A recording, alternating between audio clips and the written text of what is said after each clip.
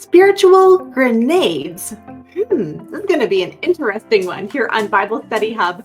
Welcome on in. I am Ann Wiggins. We're making our way through the Gospel of John. We've been in chapter 11 for quite some time.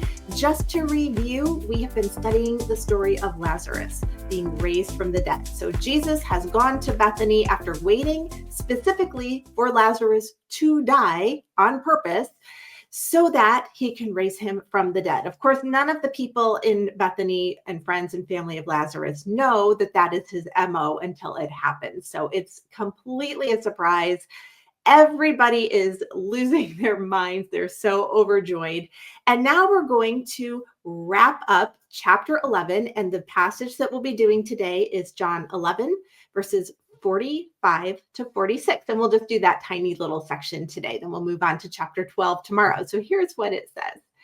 Therefore, many of the Jews who came to Mary and saw what he had done believed in him. Speaking of Jesus. So in other words, the people around who were there or in, a short distance heard or saw this, and they were like, this has to be the Messiah. There's no way. But, verse 46, some of them went to the Pharisees and told them the things which Jesus had done. When God is moving powerfully, you would think it would all be sunshine and roses. But unfortunately, that's not how it works. I've been a pastor's wife for over 30 years. I was raised in a ministry household where my dad was a music pastor. So I've kind of been on the inside, I guess, my whole life. That's all I know.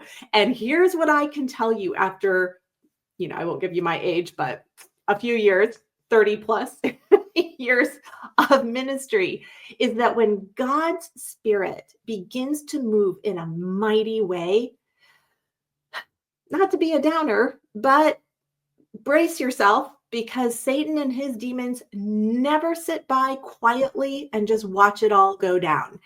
Always there is going to be some kind of spiritual warfare. And when I talk about God moving, I just want to clarify what I mean by that. Big crowds in churches or revivals are not necessarily indicative of the movement of God. You can say things that people like to hear that really tickle their itching ears, not necessarily biblical, and they'll show up for that. So size of crowd, not always indicative, but it can be. Spirited worship makes you feel so good. Not always a sign of the moving of God. It can be, but you can have a lot of great instrumentation and wonderful songwriting, and nothing really spiritually is going on. It just feels really good. So what I'm talking about isn't that. I'm talking about people coming to a saving knowledge of Jesus Christ and growing in their faith.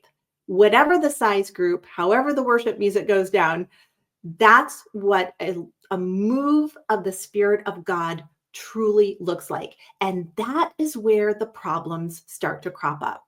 There are people out there who I think in their heart are just naive, and they truly believe that they're helping.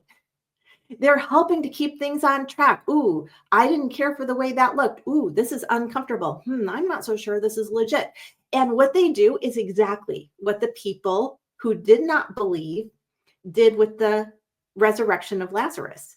They make a beeline to the powers at large and tattle on what's going on.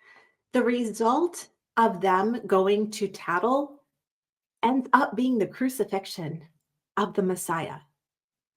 Kind of unbelievable. I wish I had a great paradigm that if you just do this, or you just do that, or you just don't do something, you can avoid the situation of the people who get like dropped in like bombs to ruin everything that God is trying to do in people's lives. Unfortunately, I don't have that ace in the hole for you. I don't.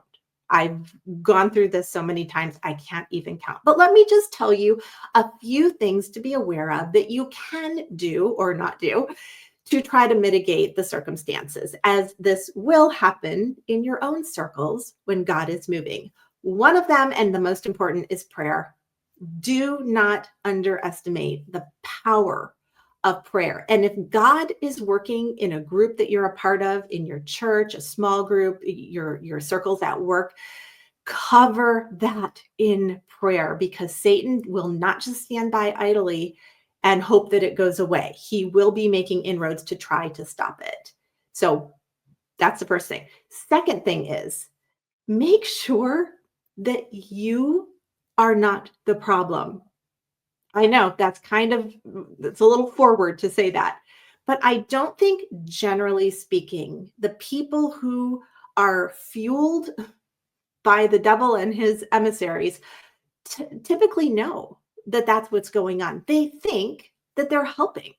I don't think that the people who went running to the Pharisees did so going, I'm going to side with Satan here and against God. I doubt it. They just thought, this isn't good. We're going to have a problem.